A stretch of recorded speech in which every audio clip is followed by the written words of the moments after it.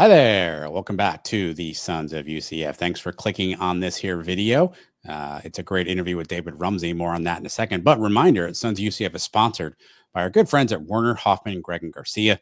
Find them at wernerhoffman.com. They have over 120 years of combined legal experience, and their customer service is unmatched. Werner, Hoffman, Gregg and Garcia, wernerhoffman.com is how you find them. David Rumsey will be up on this video next year. David was in Orlando for the spring Big 12 meetings, had a one-on-one sit down with Commissioner Brett Yormark, learned a lot about the conference's plans financially, private equity, naming rights, all that good stuff, plus has some insight on the college football playoff portion of the proceedings that took place last week. So hope you enjoy this conversation with David Rumsey. Again, you can find him at Front Office Sports. All right, welcome back to the Suns today. Happy to be joined by David Rumsey, who you can find at Front Office Sports. This past week, you could find him in Orlando, Florida, where he attended the Big 12 spring meetings, had opportunity to sit down and chat one-on-one with Commissioner Brett Yormark. You can check out that piece that's on his website now, or their website now is called Brett Yormark, Big 12 puts private equity and naming rights on pause. David, thanks so much for taking some time out to join us. Yeah, Adam, thanks for having me on. Well, let's start here. Obviously, a big couple days of meetings, a lot of meaty topics over there. You were around the entirety, obviously, and getting to see a bunch. What was your biggest takeaway as you kind of look in the rearview mirror of what you learned at the Big 12 spring meeting? Yeah, I don't think that they loved the timing of coming right after the SEC spring meetings, also in Florida. So I think that kind of drove the conversation a lot because the SEC meeting started earlier in the week. As everybody heard, Greg Sankey had a lot of loud comments about the college football playoff and its future format. And then that kind of like drove the discussion into the Big 12 meetings as those athletic directors and presidents and chancellors and coaches all met and talked about what they wanted to do. And I know, as you probably know, the kind of prevailing theme that came out of there for football was maybe this 5+11 format if the CFP does expand to 16 teams. So that was really the high level talking point. And then obviously these are business meetings and they get into the nitty gritty of a lot of other things as well. Well, you got a chance to sit down with Brett Yormark. For those who haven't been around him, what kind of character is he? He seems pretty stoic, seems pretty buttoned up, put together. How did you enjoy your conversation when you actually had a chance to sit down with him one-on-one? Yeah, I mean, he's great. If you've listened to him on TV or seen his press conferences, he has a ton of energy. So that, he's the same way in person. And yeah, he didn't come from college sports. He's kind of been all over the place. Previously he was, I think, Rock Nation or the Nets. So he's had a lot of experience in other spots of the sports industry, but he's a really smart guy and obviously has, in my opinion, been trying to innovate for the Big 12 because he recognizes the Big 12 is not the Big 10. It's not the SEC. So they're going to have to do things a little bit differently to survive. And I think he's kind of had that mentality ever since he came on, and it has worked out for him as he got a 3-year extension earlier this year. One of the ways that he was obviously thinking about innovating, and it was a main part of your article on Front Office Sports, is the use of private equity to potentially come in and sort of support the Big 12. I thought his comments were curious about that. What did you kind of learn from him as it relates to that relationship or the dance that maybe him and the commissioners or the other folks there did with private equity? Yeah, so this goes all the way back to last summer. I think it was around July at the kind of college football media days, football preview media days last year. Some things started to come out about the Big 12 being interested in taking on some private equity money, maybe even selling the conference naming rights. You think All-State Big 12 Conference or something like that. And Yormark spoke on all those things, and he was really just passionate about, this was last year, about being innovative for the Big 12, trying to find new sources of revenue, because obviously they don't make as much TV revenue as the Big 10 and SEC do. So how can he get more cash for his schools to try to compete? And nothing ever happened last year. There was some reports along the way, I think, of maybe that getting close on a naming deal or getting close on a capital deal, things like that, but nothing ever got announced. So that was one of the biggest things I want to ask him, just, hey, what's the status of private equity? What's the status of selling the conference naming rights? And he said, both of them in more or less terms are dead, is what I heard. He said they're on pause, but basically the board of the Big 12, he said, just not comfortable right now.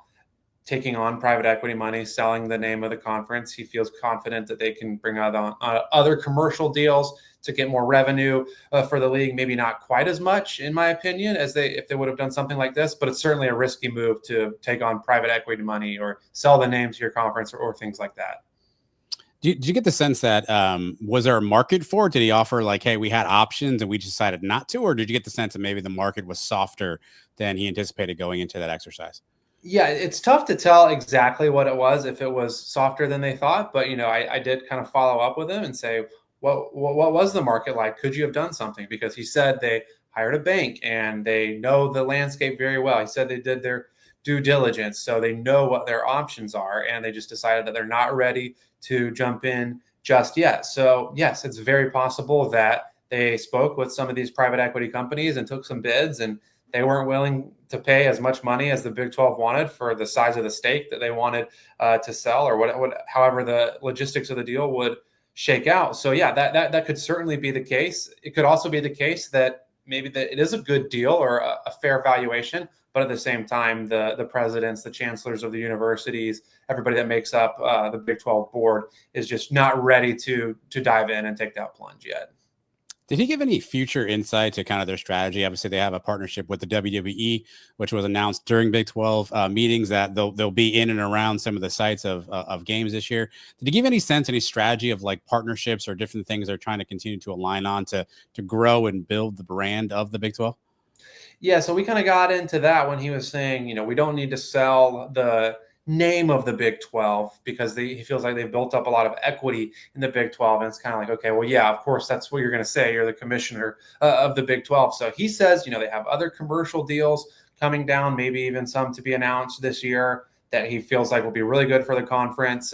We'll see what those turn out to be. But yeah, to your point, and like we were saying, they don't make as much TV revenue as the Big Ten and the SEC. They have expanded to 16 teams, which they're very proud of, and has obviously given the conference a little bit more relevance. But yeah, they need to do things a little bit differently, and the specifics of it, I think, are still TBD as they sort out what's the college football playoff going to look like, what's March Madness going to look like, what is the House settlement going to do, because maybe their schools don't even have enough. Are they going to commit to spending, that full $20+ million in revenue sharing? So these are all questions that really the schools have to figure out. And then Yormark can go from there as figuring out his conference-wide strategy.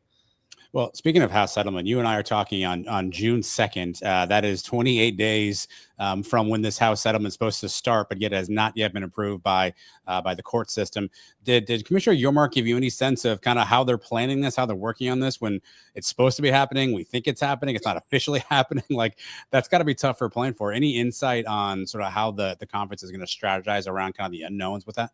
Yeah, Yormark is pretty much just like everybody else was at the meetings, and that goes for even NCAA President Charlie Baker, who was there for a day, just hoping that a House settlement will come and be done with here very soon. They're not really wanting to talk about the kind of worst case scenario. What are you going to do if it doesn't pass and this next school year and football season comes and there's not technically supposed to be revenue sharing?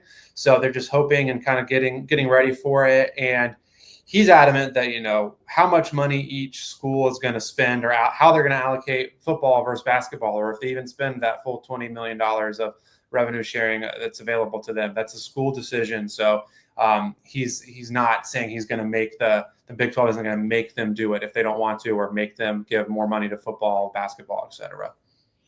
You mentioned probably the biggest topic of conversation last week was the conversation with playoffs. For those who aren't aware, Greg Sankey was in Destin, Florida, made some comments about the Big 12 and the ACC putting out joint statements, which was rebuked by the Big 12 Leadership Committee. But obviously a lot of conversation in terms of the college football playoff. And Brett Yormark and all the coaches who were available to media were certainly adamant about the 5+11 format. So 5 AQs and 11 at-large bids. What did you get a sense of why they support that argument, David? Why do you think that's for Brett Yormark and the Big 12? Why do you think they think that's the best play for them? Well, what Yormark said was that he feels like that is fair to have those 5 AQs and 11 spots. And, he kind of positions it as, hey, this might not even be as good for us, because there was certainly some models floated around there of, 4 for the Big Ten and SEC, 2 for the ACC and Big 12. And, there could certainly be years if there's a 5+11 where the Big 12 wouldn't get any in. But now, we're hearing Sankey this week even saying, hey, we should just do straight seeding, no automatic qualifiers all the way down. So does that, that's a whole nother can of worms. Does that open up times for years where the Big 12 and the ACC could just be taken out completely, even if they have a conference champion? So it's a big mess in my opinion. But he does feel like 5+11 is good, and he feels confident that they can get at least probably 2 teams in every year if all things shake out that way. Something I found really interesting in your article, which again you can find on Front Office Sports, you kind of asked the question, or posed the question, if he's comfortable giving the Big Ten and SEC so much power. And I want to read his quote, so I'll make sure I get it right. He said, "I wouldn't say they have complete decision making. We have to have meaningful consultation with them. Yes, they have the pen, but with that pen comes responsibility to do the right thing." What do you think he means when he says they have the pen, but yet they have a responsibility? How do you interpret that statement? Yeah, so I think he was trying to push back on my assertion that, in 2026, we know that the Big Ten and the SEC have the majority of decision-making power, control over the playoff format. And his point was, yes, technically they have the majority votes. So if they decide it, so be it. But he feels that they really need to consult with the other conferences, and they can't just do something that only benefits the Big Ten and the SEC and completely, does not benefit any of the other conferences. I don't know what kind of the retribution for that would be if they were to go down that road. And certainly they want other teams to make up the, college football landscape, obviously. But, if we know anything, conferences are going to look out for themselves. Schools are going to look out for themselves. So it could be a little bit of wishful thinking from Yormark, in my opinion. Well, that's interesting, because one of the things that I was curious about coming into the conference is Yahoo Sports had a piece up where they quoted an unnamed AD that basically said, if the SEC and the Big 12 can't get along, quote, we're going to go to war. Those seem like completely different comments than what you heard from Brett Yormark this week. He seemed like he tried to distance himself from that level of conversation. Did you get any sense of sort of what his demeanor is in terms of how he thinks about the approach of this? Should things not go the right way? Do you think he's planning for a quote unquote war, as one of his athletic directors made comment to? Yeah, I mean, maybe behind closed doors, he's probably certainly getting a little bit more prepared for something like that. I think outwardly he wants to be friendly and welcoming, and hey, we're all in this together, right? Because you don't want to necessarily piss off the top dogs that are the Big Ten and the SEC, at least in a public forum. So they have all these kind of regular meetings for the college football playoff where the conference commissioners all get together, and I'm sure that behind closed doors those meetings get a little heated, and you got to stick up for, like I was saying, everyone's going to do what they think is best for their school, for their conference. So Yormark is certainly going to stick up for the Big 12 when he needs to. But I think in a perfect world, he would be able to stay friends with the Big 10, with the SEC publicly, and still be able to get what he feels like is a good value for the Big 12. Yeah, at his closing press conference, he made mention of Greg Sankey. He kind of took a little bit of a joke about not liking what he said, and said that we all have thick skin here. So hopefully, to your point, there is some lighthearted nature there. But I'm curious, David, do you get a sense of how you think Brett Yormark is perceived in the college athletics community? To your point earlier, he's kind of an outsider, right? Didn't grow up in college athletics, which a lot of some of those leadership positions do. Do you have any sense of how he's kind of perceived outside of the Big 12, particularly maybe with his commissioner mates, in the Big 10 and the SEC, what the perception of Brett Yormark is? Yeah, I'm sure that anytime an outsider per se comes in, there could be a little bit of, who's this guy? Or, we've been here, we've been doing the work, we know what's going on. But I think everybody realizes that when you get to the level of leading a Power 4 now, or it used to be a Power 5 conference, it's really about the football and the basketball and the media rights, and kind of everything else takes care of itself. Not takes care of itself, but you have all the people that are going to be taking care of the other sports and the other logistics and things like that. So his job is really to position them in the best place that he can for media rights, for power in the college football playoff, for potential expansion of the March Madness basketball tournament, those really high level things. And I think he has shown, especially with the expansion up to 16 teams and what happened with the Pac-12, and the Big 12 was able to really kind of capitalize on the Pac-12's downfall, like a couple other conferences did as well. I think he's shown that he does have the ability to kind of, fight and survive in this college sports world. And, they're all executives. They're all looking out for, for their conferences. So I think they get it. Well, you mentioned basketball, and if anything, the Big 12 actually probably positions itself better in basketball, right? As probably the top conference. In your view, David, how do you think Yormark and the rest of the ADs can leverage their basketball prowess to maybe help them in football? Is there something they can do, or some way that they can kind of take their stronghold of basketball to kind of maybe leverage that a little bit in terms of what they negotiate for across all sports in college athletics right now? Yeah, that's certainly interesting. You do want to lean into your strengths, and nobody's going to be saying that the Big 12 right now is better than the SEC or Big 10 in football. Now, obviously, the SEC had quite the season for basketball as well, with those record number of March Madness bids on the men's side. But yeah, I think you have when you have leaders like Bill Self at Kansas, you have Houston, making that Final Four run. They are really kind of, the cream of the crop, in some aspects of that. So yeah, lean into what you have. And, obviously basketball doesn't make quite as much money as football, but it's still huge. And, every March we come around and, that's all we talk about for a couple of weeks. So yeah, certainly being a top dog in a sport like basketball is something that could translate to football and really the rest of the conference. March Madness came up a ton during this week as well, with Charlie Baker talking about potential expansion. I'll paraphrase Yormark's answer. You tell me how you interpret it. His answer when you asked him about it, to me, it feels like a yeah, but. He said we're in favor of it, but the economics have to make sense. What do you make of that comment, and how much do you think the Big 12 really is in favor of expanding March Madness? Yeah, so this is kind of playing off of what he said, even I think during the Big 12 tournament back in March, is that, yeah, he is in favor of 76 teams going from 68 to 76. But CBS and Warner Bros. Discovery, who have the media rights to the men's March Madness, they need to pay up basically. And if we're going to be adding more games, as far as, the NCAA adding 4 or 8 more teams to that tournament, and they want to get paid a little bit more. And I think where the problem lies is the value of these games. They're not going to be expanding, more and more rounds. It's just going to be more play-in games, basically. And there's only so much time that you have from Selection Sunday to the tournament starting on Thursday, right? So you have Monday, Tuesday, Wednesday when you could potentially do these play-in games, and there's already the first 4 on Tuesday and Wednesday nights. So yeah, I think it's kind of like, from CBS and TNT's perspective, how much more inventory do we really need? How much money are we actually going to give to the NCAA so we can have multiple games on that night instead of, the 2 games that we have right now? So I think that's where they're trying to figure out, what are these games worth? Because yeah, certainly the NCAA and the conferences would love a little bit more money from their March Madness media rights holders, but how much money are they going to be willing to pay? And I think that's why they're negotiating right now. David, how much, if any, do you think not having kind of a traditional blue blood lead the conference hurts the Big 12? Right, obviously Texas, Oklahoma, they go to the SEC. You think about some other conferences; they have kind of that one school or 1 or 2 schools that kind of lead the conference. Big 12 really doesn't have that. The football conference last year actually ended up exactly opposite as everyone thought it would in terms of record. You mentioned basketball. Kansas had a bit of a down year, but Houston comes out of nowhere, makes a Final Four appearance. How do you think Brett and the rest of the group kind of position the Big 12 when there really isn't that one sort of powerful, dominant school like you might see in other conferences?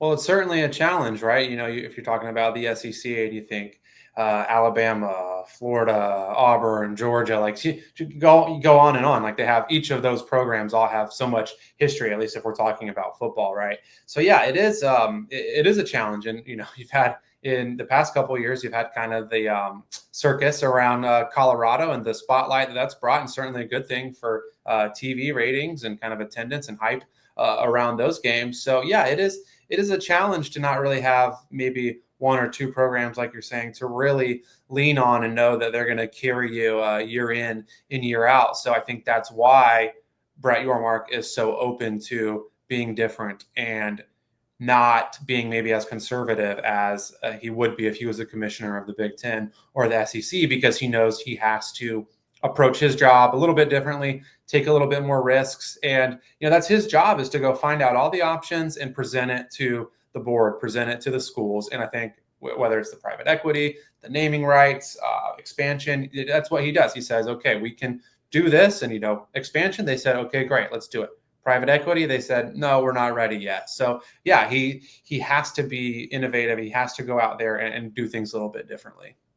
So if we all want to at least agree that the SEC and the Big Ten kind of separate themselves, right?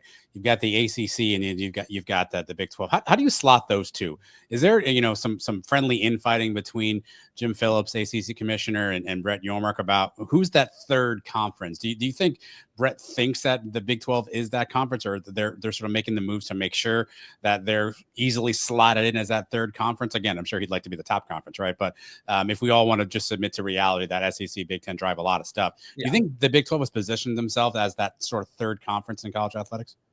It's really interesting. I think as of right now, they're still a little bit behind the ACC in annual revenue and, revenue distribution per school, but that could be changing because the ACC is locked into their ESPN deal for so long, through 2036.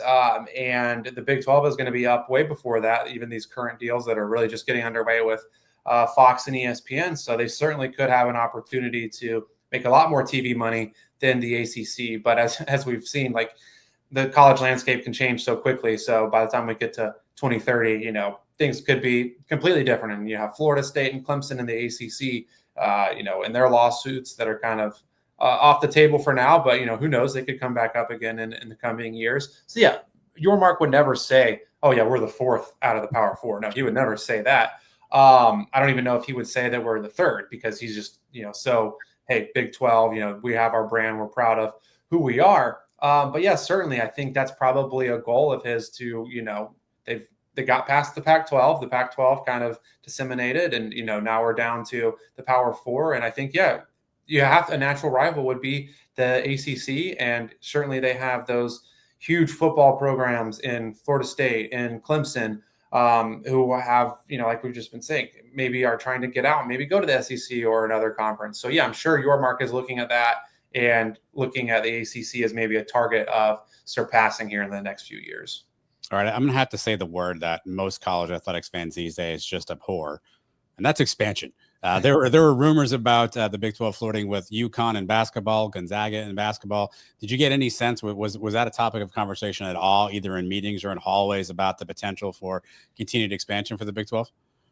Yeah, was not a huge topic this year, to be honest. Those things do kind of ebb and flow, but I think with so much drama around figuring out the college football playoff for 2026 and beyond, I think a lot of conferences, the Big 12 included right now, really want to get that sorted out before figuring out bringing in more teams. And especially if you're talking about bringing on schools that would only be basketball schools and not football schools as well. That kind of really changes the dynamic, since football does drive so much revenue. So yeah, not a huge topic, at least from what I was hearing this year. But yeah, expansion is never going to, in my opinion, is never going to go away in college sports, at least for the next few years.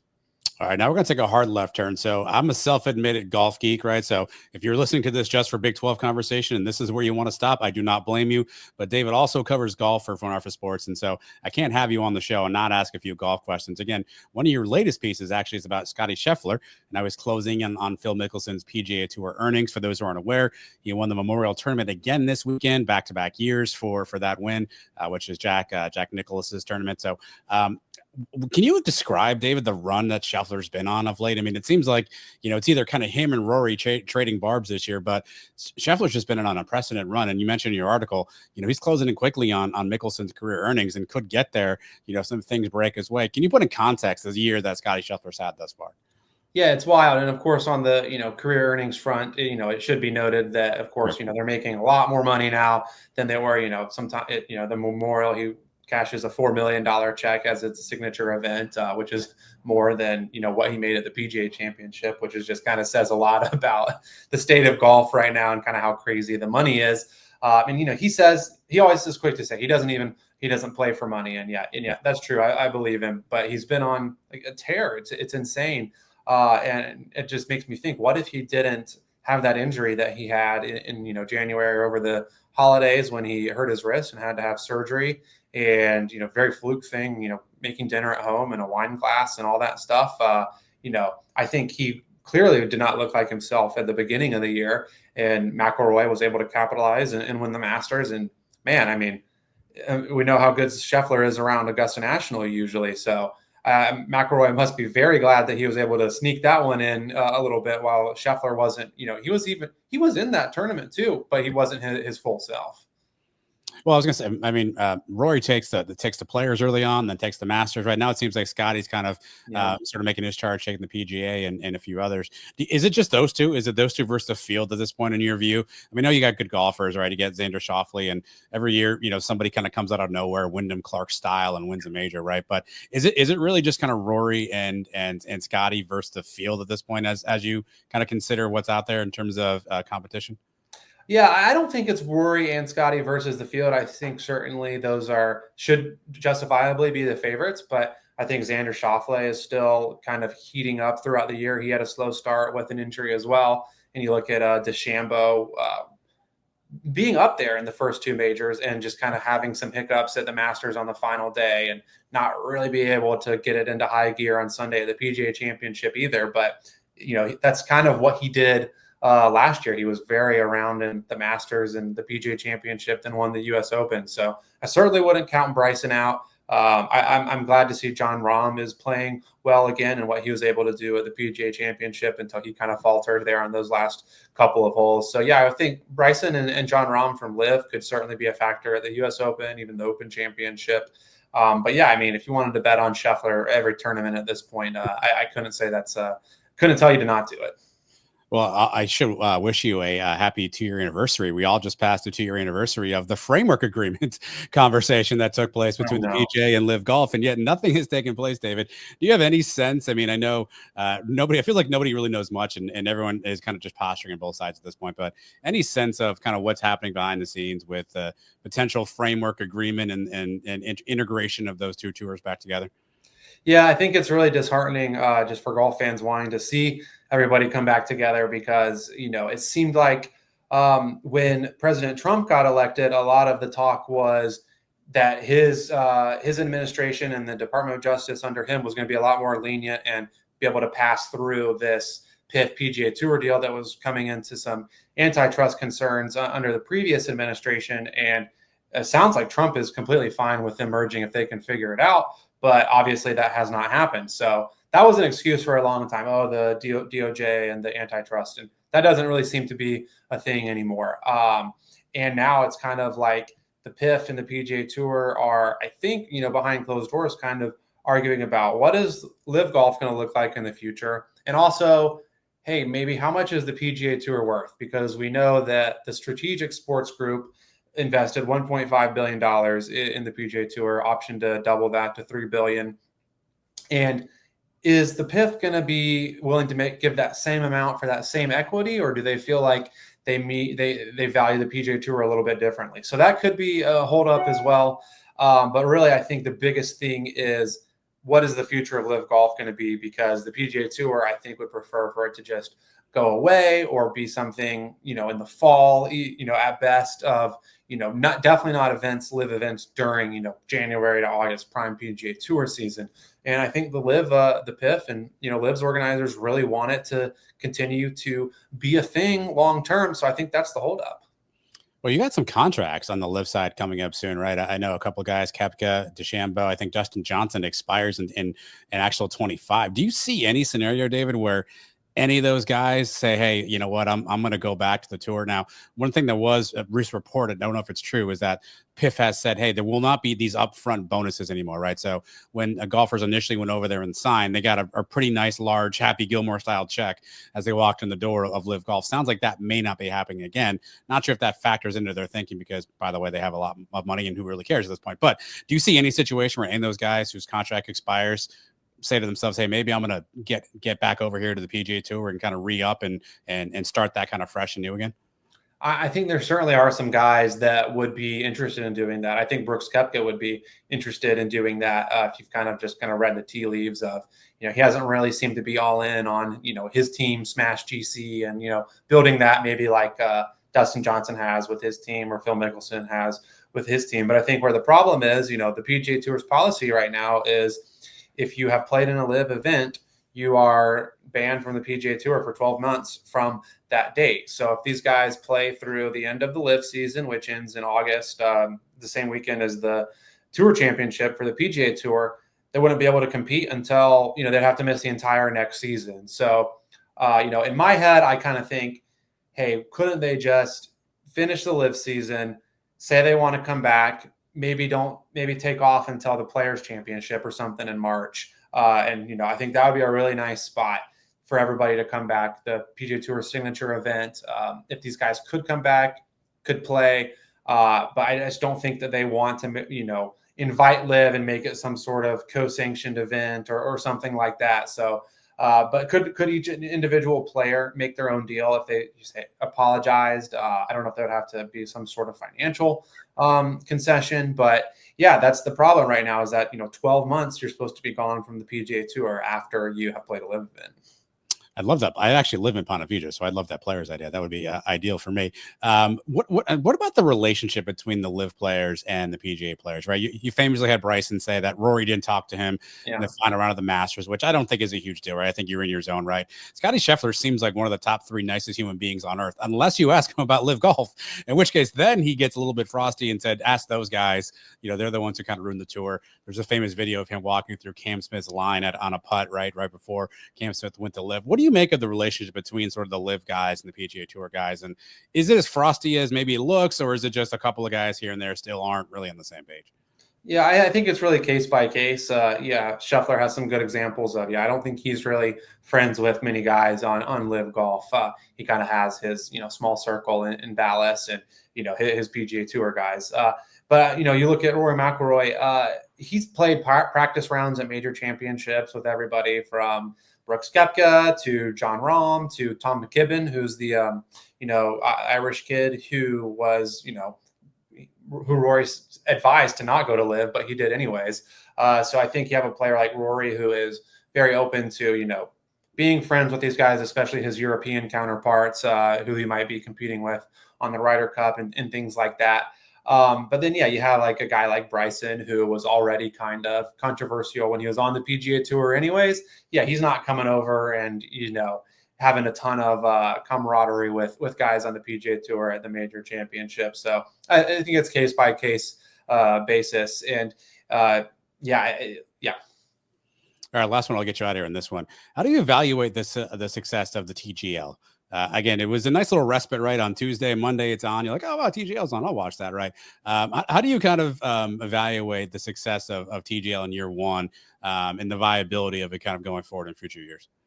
Well, on TV, it was a success because ESPN got better ratings for TGL matches than it did in comparable TV windows for mostly college basketball in 2024. Wasn't anything earth-shattering, but I think they were not paying a huge rights fees. So I think it was a good financial arrangement for ESPN. So that's a huge deal right there, to be able to have a network like ESPN, the sports network, have you on in prime time on, the main flagship channel on ESPN2, not just like tucked away on ESPN Plus, where it's, hard to find and not as many people can watch. So on the media side, I think it was a success.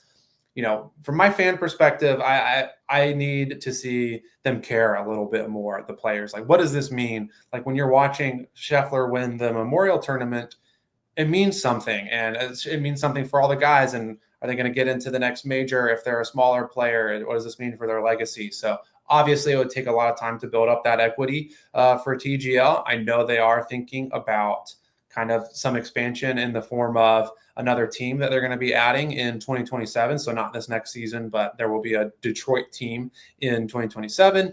And they're even thinking about incorporating some women's golfers into the mix. Of maybe eventually women's teams, a women's league, but right now probably bring Nelly Corda onto Tiger's team for one match, and bring Rose Zhang onto somebody else's team for one match, and kind of incorporate them that way. So they are thinking about getting bigger, doing things differently, but I think it remains to be seen. Is this going to be a decades long thing, or is this going to be a 5-year thing and we look back and be like, oh, remember when Tiger and Rory had a virtual golf league? Let me give you a shameless plug for David. His last 4 pieces on Front Office Sports are on Brett Yormark in the Big 12, TNT, and the end of Inside the NBA, Max Verstappen in F1, and Scottie Scheffler, a jack of all trades, a Swiss Army knife of all things sports. David, for folks who maybe want to follow along with you or follow you on social medias, where can they find you? Where can they engage with you? Yeah, X and Instagram are great. Underscore David Rumsey at underscore David Rumsey, and you can find all our stuff at frontofficesports.com as well. David, appreciate you hopping in with us. Thanks so much for the insights, and hopefully we can catch up again soon. All right, sounds great. Thanks for having me.